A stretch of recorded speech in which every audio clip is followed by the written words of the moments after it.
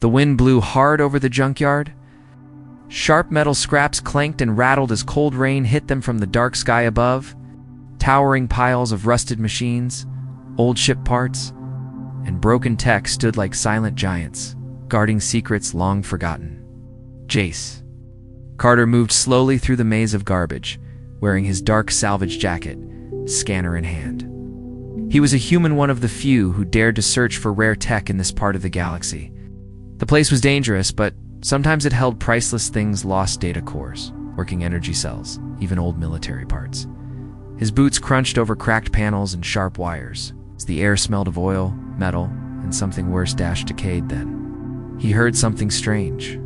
It wasn't the wind, wasn't metal shifting. It was a voice, high-pitched, shaking, crying. It's not in English, but the sound was clear, desperate. Jace froze. He turned his head. The voice echoed again, bouncing off the junk towers. He followed it, weaving through a tight space where two large engines had fallen on their sides. He climbed over a broken satellite dish, careful not to cut himself on the sharp frame. Then, he saw him. A small alien, boy-soaked, shivering, and covered in dirt, stood next to a collapsed mountain of metal scraps. His skin was a soft bluish purple, his large black eyes full of tears. He couldn't be older than 7 or 8. "Help!" the boy cried in broken galactic common. She's stuck." "Please," Jace rushed over. "Who's stuck?" "My sister." The boy pointed with shaking fingers at the pile of wreckage. "She went in to find food. It caved in. She can't breathe. They can't hear her now." Jace stared at the collapsed mound. It looked like a twisted hill of sharp panels, collapsed crates, heavy plating, and a rusted engine block. Dangerous. One wrong move, and the whole thing could fall again. Others might have walked away, but Jace didn't. Without saying a word, pulled off his jacket, tossed it aside, and pulled his scanner from his belt. The machine blinked red and stable mass. High risk, possible life signs, faint, buried deep. He crouched beside the boy and looked him in the eyes. "What's her name?" "Raleigh," the boy said quietly. "She's only 5. Jace nodded. "Stay here. Don't move." Moved fast, crawling up the first layer, checking which parts were safe to touch. His gloves gripped the wet steel as he used his knees to push aside smaller pieces. The wreck groaned like a dying animal. Rain poured down harder now. Lightning flashed in the sky above, lighting up the mess of metal. "Raleigh," Jace shouted, his voice echoing. "Can you hear me?" For a moment nothing, then a sound. A weak cough, barely more than a whisper. She was alive. Jace's heart jumped. "Hold on, I'm coming." He used his arms to pull apart a large panel, exposing wires and crushed boxes below. The scanner beeped against stronger signal. He was close. He slid into the narrow gap, crawling on elbows. The smell inside was worse: oil, wet metal, something burnt. Then he saw her. A small alien girl lay curled between 2 bent beams, her eyes closed, skin pale. Her clothes were torn. One leg was pinned under a sharp piece of steel. Her chest moved. Slowly she was breathing, but barely. Jace reached for her, checking her pulse. "Weak butt there. I got you," he whispered. But as he touched the steel trapping her leg, the wreck above him shifted. He froze. The sound was deep and terrible, something old and heavy groaning in pain. A metal rod above him, cracked hand, fell, landing inches from his head. If he moved the wrong part, the rest might fall. He looked behind. There was barely enough room to crawl back.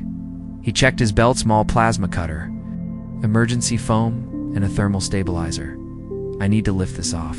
Just a bit," he told himself. Raleigh moaned softly, her hand twitching. The boy outside called again, voice shaking. "Is she okay?" "She's alive," Jace shouted back. "Not. I need time." He braced himself, hand on the beam, when suddenly another piece shifted. The entire structure shook above him. The walls of wreckage groaned. Louder metal screamed. Something up top, something heavy was falling, crashing toward them. And then tiny sound came from Raleigh's throat. So soft, yet filled with fear. a small, broken word. Help. Asterisk rain struck the junkyard harder now, echoing off twisted towers of metal. Lightning flashed above, revealing Jace half buried inside a broken slope of scrap. The girl was under him, trapped, hurt, and barely breathing. Her soft voice still echoed in his ears. Help. He adjusted his body, careful not to shift the weight too much. One wrong move and the entire pile could come down. He looked at the steel beam pinning her tiny leg. It wasn't just heavy, it was sharp, jagged, and digging into her skin. Blood mixed with the grime around her. Jack reached for the plasma cutter at his belt. It wasn't made for rescue work. It was for slicing tech panels, but it was all he had. He ignited it, the narrow blue flame lighting up the cramped, dark space. Slowly, carefully, he brought it to the metal pressing on her leg. The heat made the air feel thick. Sparks hissed as the cutter touched the cold steel. Jace angled it away from her skin. His glove started to smoke as the heat bounced back. He grit his teeth and kept cutting. She whimpered in pain as the vibrations from the tool hit her leg. Just a little more, he said gently. I know it hurts. Stay with me. Outside, the boy was still yelling over the rain. Is she okay? What's happening? Jace didn't answer. He couldn't. The beam shifted again, heavier this time. The cutter sparked violently as it reached the center of the steel. He pushed harder, desperate, sweat dripping into his eyes despite the cold. Finally, the metal cracked. The sound was loud, too loud. Jace barely had time to react. A chunk of debris above broke loose and slammed beside him, nearly knocking the cutter out of his hand. He shielded the girl with his body, taking the hit on his shoulder. Pain shot through him, but he didn't stop. He kicked the beam aside, grabbed the child gently under her arms, and began crawling backward. The space was tight. Arms that felt like the walls were closing in. Sharp edges scraped his back. Something cut across his leg. Didn't care. He moved inch by inch, dragging her toward the light at the end of the tunnel. Behind them, the wreck groaned again. Then a low, thunderous sound rolled across the yard. Not thunder, something else. A mechanical roar. Jack emerged from the wreck, coughing, holding the girl tightly against his chest. The alien boy ran forward, crying in relief. Raleigh, you're alive. She didn't answer. Her head rested against Jace's arm, her breathing fast and shallow. We have to get her warm, Jace said quickly. She's going into shock. The boy looked around helplessly. Where? We have no shelter. My ship's not far, Jace said. Stood up slowly, limping slightly. It has a med bay. We'll get her there. But as he turned toward the path he came from, he stopped. 3 figures stood at the edge of the junkyard path. Tall, armored, and silent. Scavenger gang. They'd heard the noise. The leader stepped forward. His armor was patched together from old parts, his weapon crackling with stolen tech. His eyes landed on Jace and the girl. You, he said, voice deep and cruel. What do you think you're doing? She was trapped, Jace answered. She's dying. Let us through. The alien gang leader laughed. She was left there on purpose. You humans don't get it. That girl, she's not normal. She's trouble. She's a child. She's dangerous. The boy stepped in. Front of Jace, arms out, voice shaking. She's my sister. She's not dangerous. She's just sick. The leader's eyes narrowed. That makes 2 pieces of trash I should have burned. Jace took a step forward, keeping the girl tight. In one arm, the other near his sidearm. If you want to fight, I'll give you one. But if you're smart, you'll get out of my way. There was silence. The scavengers didn't move, but their hands hovered near their weapons. Jace stared at them, rain dripping from his brow. His jaw clenched. You kill me, more humans will come. You think no one tracks us out here? You think we care? The leader said, this place eats bodies. Yours would vanish like the others. Lightning flashed again. The girl stirred. In Jace's arms, her eyes flickered open just for a second. Her gaze met the gang leader's, and something passed between them. The leader's face changed. His confidence cracked. He looked at her like he'd seen a ghost. Jace noticed. What was that? But the man didn't answer. Instead, he raised his weapon. Jace stepped back, heart pounding. He couldn't run, couldn't fight while holding her. He had only one chance. The pile behind him shifted again. Then a low growl came from deeper in the junkyard. Not an engine, not thunder. Something was watching. Something big. The scavengers froze. Jace didn't wait, turned and ran, carrying the girl, the boy at his side. Behind them, the gang leader lowered his weapon slowly. She's awake. The leader whispered, voice shaking. She shouldn't be awake. And far in the shadows, glowing eyes blinked open, one pair, then many. They had been silent. Now they were stirring. Asterisk, the sky turned darker, not just from the storm, but from something rising behind the towers of junk. Jack ran. He didn't look back. He held Raleigh tightly in his arms, her head limp against his shoulder, her breathing shallow but steady. The alien boy ran beside him, panting hard, slipping over oily ground, clutching Jace's jacket like a lifeline. Behind them, the scavengers had gone silent, and behind them, something had awakened. The ground trembled in soft, irregular pulses, footsteps, huge ones each, one causing ripples and puddles of rainwater. Jack didn't stop. His ship wasn't far now, was hidden between two crushed freighter engines, shielded to avoid detection. He had parked it there days ago while searching for salvage. He hadn't expected to carry wounded children through this wasteland, but that didn't matter now. The girl in his arms stirred again, then coughed, a strange cough not weak like before. There was energy behind it. Her eyes fluttered open briefly, and they glowed faintly blue, the color unnatural against her pale skin. Jace glanced down, startled, but kept moving. What was that? The boy asked, gasping beside him. She's burning up, Jace said, even though he wasn't sure that was true. Her skin was warm to warm, but she didn't feel sick in the normal way. Something inside her was changing. Waking up, they passed under a collapsed cum tower, crawling under a bent satellite dish. The junk creaked and groaned around them. Sparks flickered above. Somewhere far behind, metal screamed as something big shifted its weight.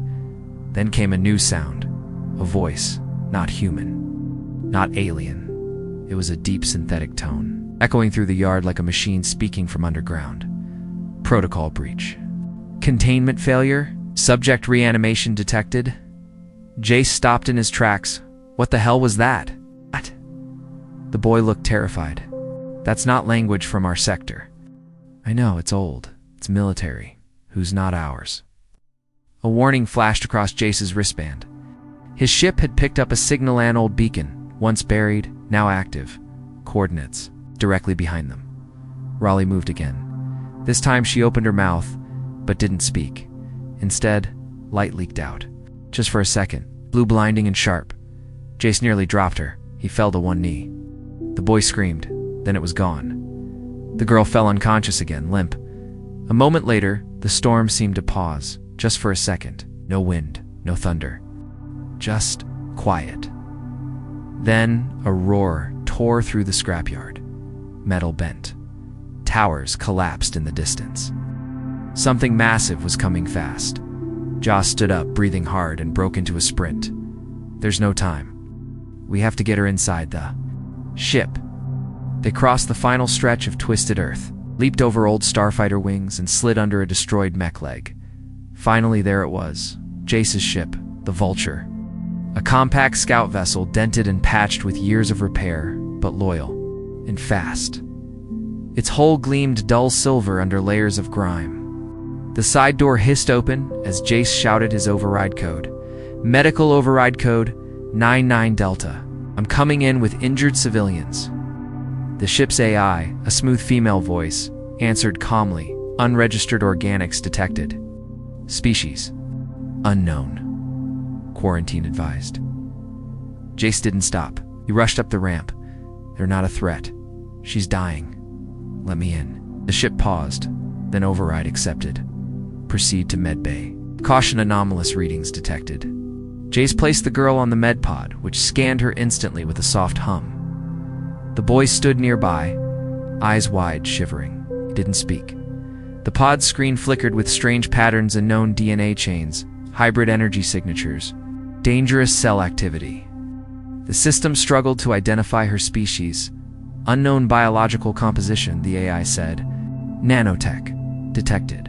Illegal strain. Multiple embedded codes, military origin, human and non-human markers. Jace stepped back. What is she, Da?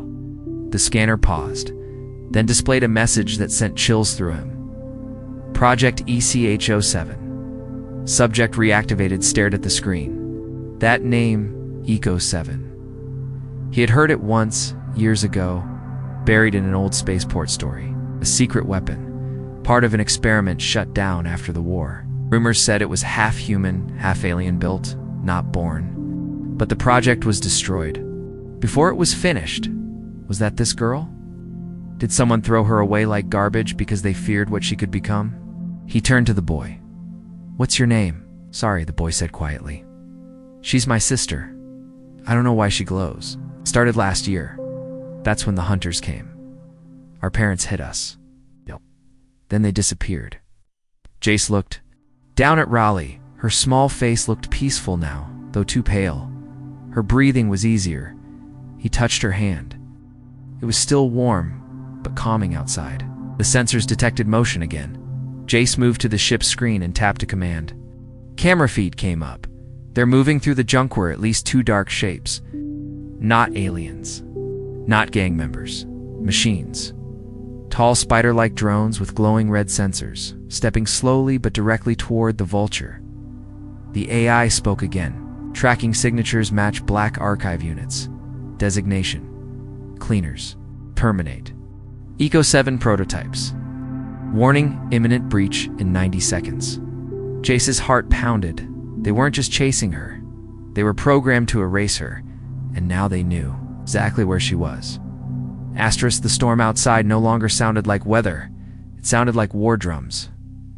Inside the vulture, warning lights blinked red across the control panels. The sleek walls of the medbay glowed with medical scanner lines that crawled over Raleigh's small body, trying to understand her. The hum of systems trying and failing to identify her origin made the air feel tight, tense. The pod had stopped giving data. It had locked itself. Not out of caution, out of fear.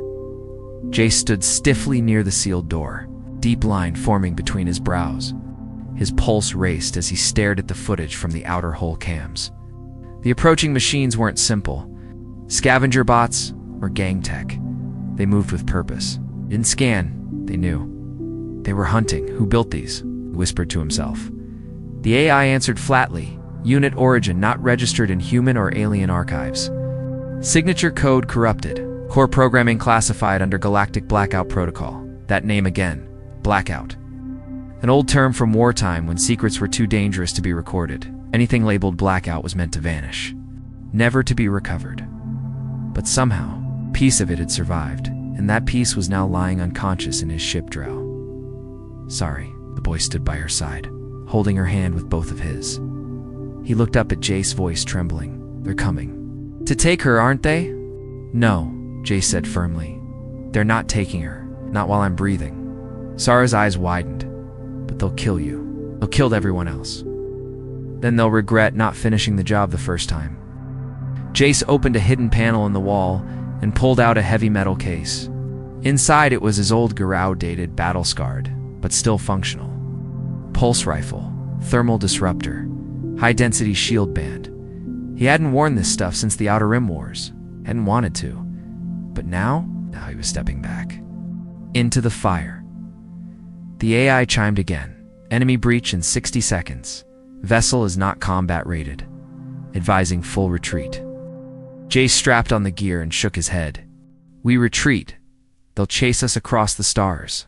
They're not after me. They want her. I don't think they care who they burn to get her. The AI hesitated, then asked something it never had before. Double quotes. Do you wish to designate the girl as crew? Jace blinked. What? Adding her to the manifest will grant her full ship protection status, including emergency shielding and self-defense rights. Otherwise, she remains cargo and protection is limited. He looked over at her. Her chest rose and fell slowly.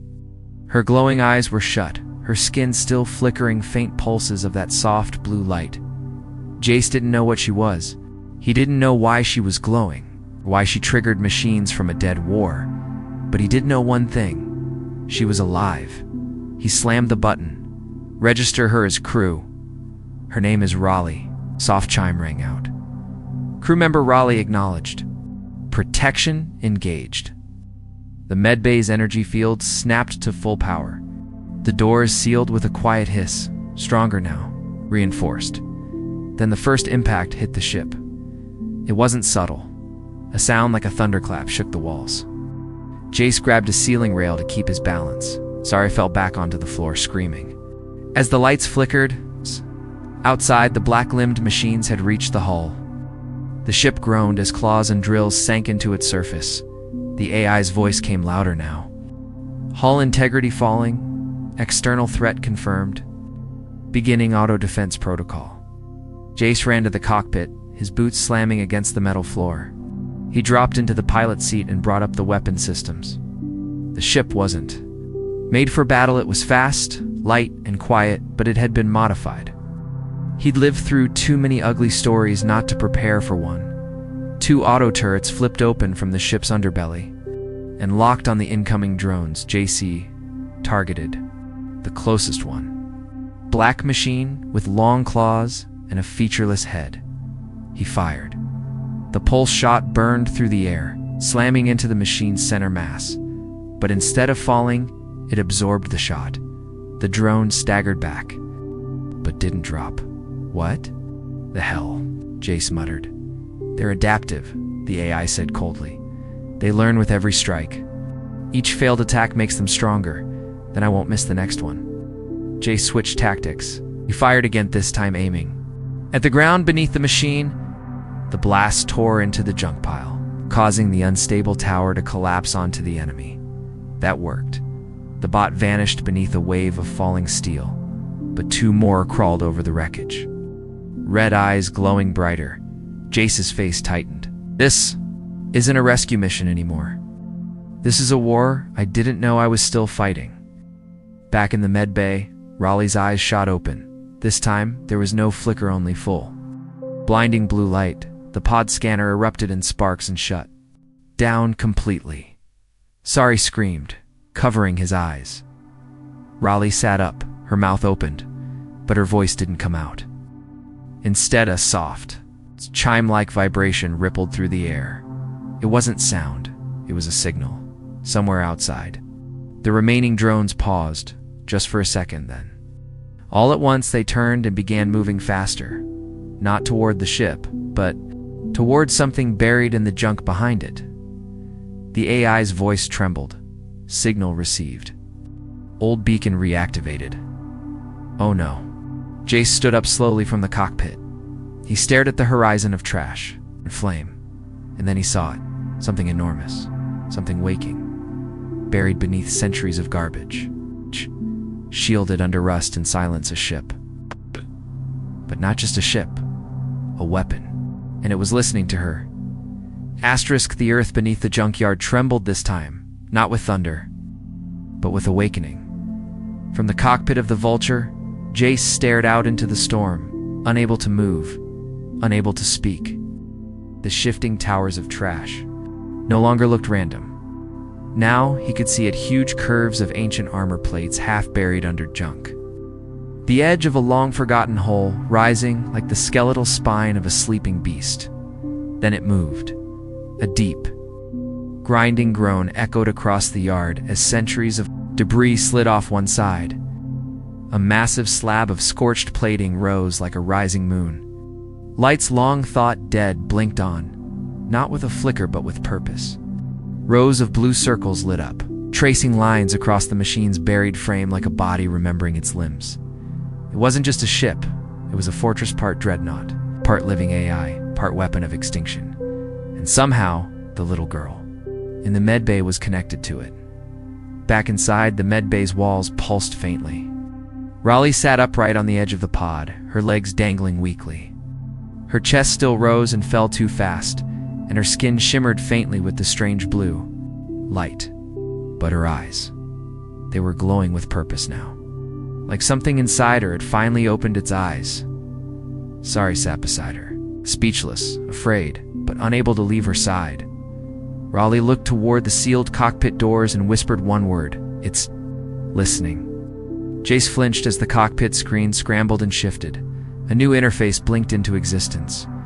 He didn't open it, the ship did it on its own. Foreign code began writing itself across the screen, symbols he didn't understand. Languages that hadn't been spoken in centuries.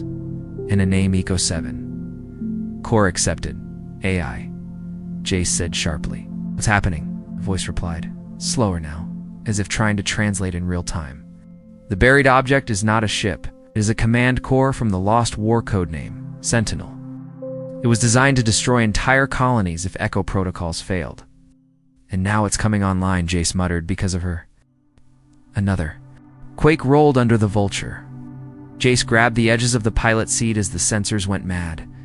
Wind spiraled in a vortex outside, kicking up tons of debris. Static filled the airwaves. Then a voice, not Raleigh's, not the AI, a low, mechanical, emotionless voice came through the ship's comms. Biological signal confirmed. ECH-07, active. Active program, reinitializing. Galactic order breach detected. Mission, reset and restore. Reset, growled. That means wipe everything out. He ran from the cockpit, bursting into the med bay. Raleigh turned toward him, calm despite the chaos outside. "You need to tell me what's going on," Jace said. "What are you?" Raleigh looked down at her. "Hands, I don't know everything. Only pieces. Flashes. Feelings. Try. I was born in a lab," she said softly. "Long time ago. Or maybe not that long, I can't tell. They called me a bridge. A child made from two sides. Something to end the war. Not with weapons, but connection." Jace blinked. "Peace." She nodded, but something went wrong. "The others like me, they were afraid of us. Said we were too unpredictable, too unstable, so they tried to erase us." Sari's voice shook. "They killed our parents. They said we were cursed." "No," Jace whispered. "You weren't cursed. You were made to end a curse." Another warning flared on the ship's display. The buried fortress was now fully awake, its systems forming patterns like a heart finding its beat. The drones outside, the ones that had come to kill, Raleigh, were no longer moving on their own. They were marching toward the Sentinel. Jace looked at Raleigh. "You connected to that thing? You woke it up? Now it thinks the war is still going on." She nodded, eyes full of guilt. "Because I'm still here. And it was made to follow me. Then tell it to stop." I don't know how." Suddenly alarms blared. The Sentinel had locked onto a new target, the Vulture. "Enemy vessel detected," the Fortress AI said. "Non-echo signature. Neutralization in progress." A turret the size of a small freighter rotated slowly toward the ship. Jace ran back to the cockpit. "AI, launch sequence, now." Unable to comply, the ship answered, "Target lock achieved. Evasive action required." Outside, the drone stepped away from the Vulture like soldiers making way for the executioner. The turret charged. A low, rising hum filled the air. Jace slammed his hands on the console. "Think, Raleigh. Do something." In the med bay she stood, up shakily, her hands clenched into fists. I'll try." She closed her eyes, and the blue light inside her exploded. It wasn't fire. It wasn't energy. It was memory. A wave of pure, radiant signal, older than language, stronger than metals, swept through the air. The entire junkyard blinked blue. The turret paused. The AI inside the fortress whispered. "Override detected, accessing voice command. ECH-7. Confirmed." And the turret powered down. Jay fell back in his seat, chest heaving. She had stopped it, but on the monitor, a new message appeared. Echo core active. System awakening incomplete. Other Echo units. Searching. Jace stared at the words as dread filled his gut. She's not the only one. And now they would all be coming. Asterisk, the silence that followed was deeper than before, not peaceful waiting. Outside the Vulture, the blue glow that had lit the entire junkyard began to fade. swallowed by the dark storm clouds overhead. The winds slowed. The lightning stilled. It was like the entire world was holding its breath, unsure what to do now that one of the echo units had reawakened. Inside the ship, the walls no longer pulsed red. The alarm lights dimmed, the AI quiet. The only sounds were Jace's heavy breathing, the crackle of static from damaged systems, and the soft beeping of the medbay scanner. Now rebooted, but none of them moved. Not yet. Raleigh stood barefoot in the center of the ship's floor, her skin faintly glowing, her breath steady now. She looked calm. Jace knew it wasn't peace. It was restraint, controlled pressure, like a storm being forced back inside a bottle. He stepped closer to her, slowly, like someone approaching a sleeping lion. "You stopped the weapon," he said. "You overrode a system built to destroy entire worlds." She looked up at him. Her eyes no longer glowed, but something inside them was still burning. "I didn't stop it. I paused it." Jace's jaw tightened. "Paused it." She nodded. "The Sentinel was built to follow my code, but it also watches for threats. When it detected the drones, it saw danger. When it detected you, it didn't understand you weren't part of its programming. You're human, but not." Registered Jace laughed dryly. "Story of my life." Behind them, the boy Sari sat cross-legged on the floor, still holding the now-empty food pack Jace had given him earlier. He hadn't spoken much since the blue wave passed through them. He just kept looking at his sister like she was someone else now, someone bigger. Finally, he said softly, "So what happens now?" Raleigh turned to him, eyes suddenly sad. "They'll come," she said. "The others, the ones like me, or what's left of them." Jace crossed his arms. "You said you were built to end a war. So why does it feel like one's just starting?" "Because we were scattered," Raleigh said, her voice distant. "The Echo program was shut down mid-cycle, half complete. Some of us were awake, some still in deep sleep. Most were destroyed. But the ones that lived changed. Some didn't. Want peace anymore? They were too angry." Jace didn't like where this was going. "You're saying there are more like you, but not like you. Broken ones?" She nodded. "They might have picked up pieces from the war memories, commands, hatred. They're not children anymore. They're weapons looking for a reason to fire. And now that you're awake," Jace said, "they'll sense you." "Already have," she whispered. "The signal I released when I stopped the turret didn't just speak to the Sentinel. It echoed across the old network." Jace turned back to the cockpit. The comm screen was lighting up again. Symbols flickered across the glass, some still broken, others painfully clear. Echo 2, active. Echo 4, corrupted. Searching. The map beside the signal log showed a spread of red dots blinking across the surrounding sector. 2 were nearby, one frighteningly close. Another was moving fast straight toward their location. Jace gritted his teeth. "We've got incoming." Sari stood now, voice small. "Why are they coming?" "To find her, to test her," Raleigh said quietly. "I want to see if I'm still what I was made to be. And if you're not, they'll destroy me. And then each other." Jace stepped forward. "No, that's not going to happen. You said you were made to connect people to stop fighting. That's still in you." "I saw it." She looked away.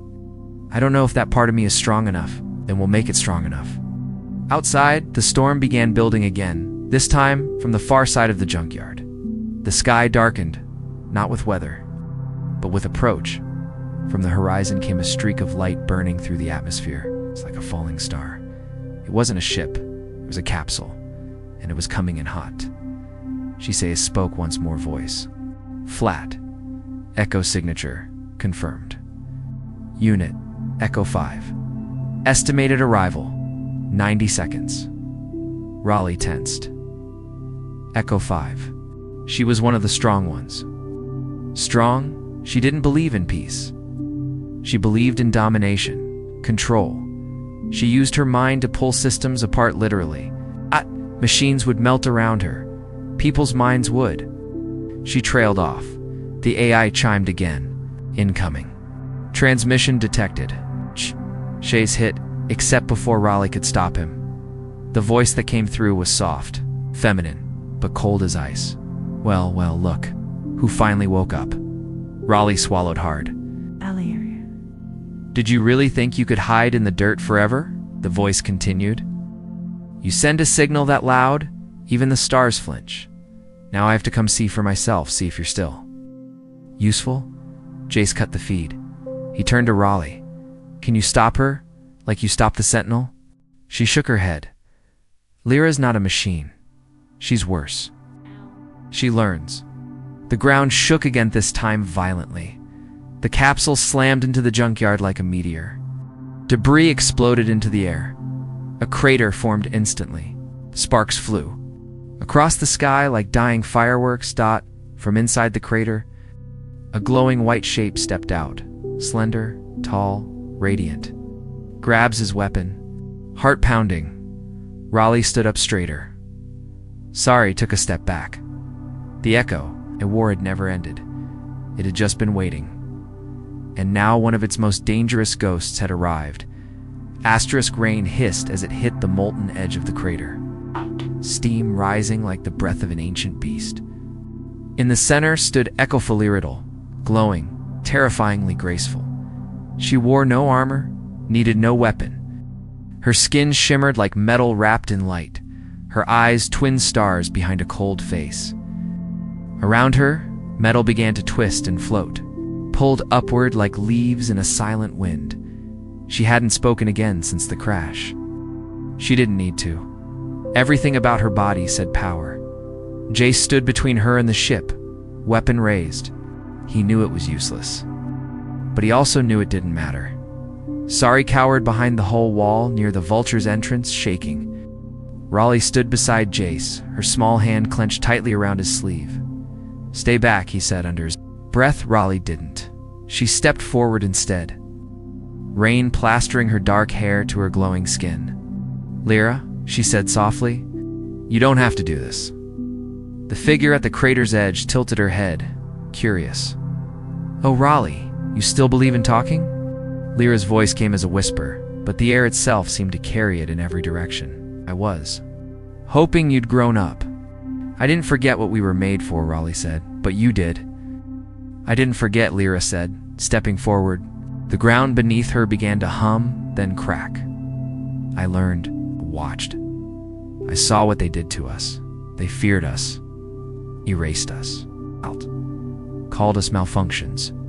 We were never meant to make peace, Raleigh. We were meant to replace them. I don't want to replace anyone, Raleigh said, louder now.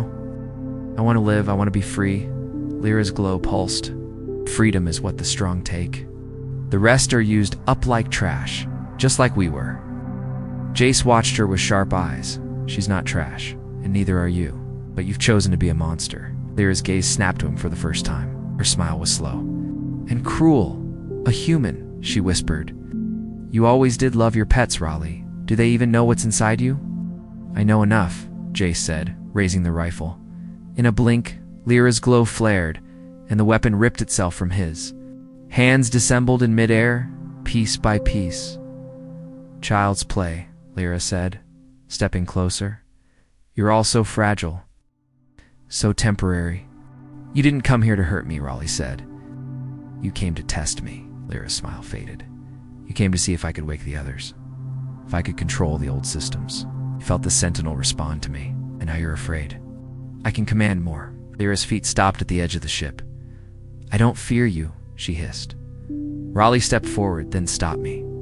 For the first time, Lyra hesitated. Raleigh's eyes began to glow again, but this time with strength, not panic. She raised both hands, and the blue light inside her exploded outward in ripples, like waves breaking through deep space. Lyra staggered back. The air between them pulsed. The wreckage of the junkyard reacted. Metal shaking, rising, swirling. Around Raleigh, but this time, it didn't explode. It didn't collapse. It obeyed. Raleigh's voice rang out, not loud, but clear. Echo units, still alive. Hear me. Across the stars, old satellites, broken comes towers, and hidden codes deep inside derelict ships lit up. Forgotten echo signals activated, each one whispering, waiting, listening. We were made in pain, but we don't have to pass it on. Raleigh said, her voice trembling with emotion. We're not just code, not just weapons. We feel, we choose. Lyra screamed, her energy flaring. You're weak. No, Raleigh said calmly. Just not alone anymore. Zari stepped forward. Then, gate. Behind them, the Vulture's systems lit up in full override mode. The AI spoke without command, its voice strong now, like it had found its place. Echo Unit Raleigh acknowledged as primary core. Sentinel command redirected. Weapons deactivated. Defense posture restored. The great fortress buried in the junkyard. Powered down, folding its massive guns and drones into rest mode. Lights dimmed. Energy flows quieted. Raleigh looked at Lyra, her expression full of sorrow. You can stay. You don't have to run, or fight, or destroy. We can build something new. Lyra just stared at her, and then turned away. You've made your choice, she said coldly, fading into light. I'll make mine. And she vanished into the sky, a streak of white fire cutting through the clouds. Gone as quickly as she came. Silence fell again. Junkyard stopped shaking. The storm cleared. Raleigh collapsed to her knees. Jace caught her before she hit the ground. She smiled up at him weakly. I didn't think it would work. He smiled back, heart pounding. You just changed everything. Zari ran to her side, hugging her tight. Later, after the system stabilized, and the coms cleared, Jace stood on the ship's ramp, staring at the stars above. Somewhere out there, others like Raleigh might still be watching, still waiting. But now, they wouldn't be alone. Raleigh stepped beside him.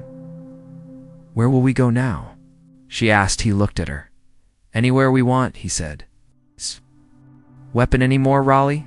She smiled. You're a beginning.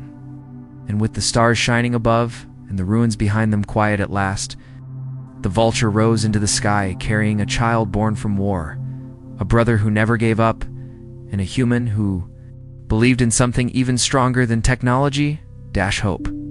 The end.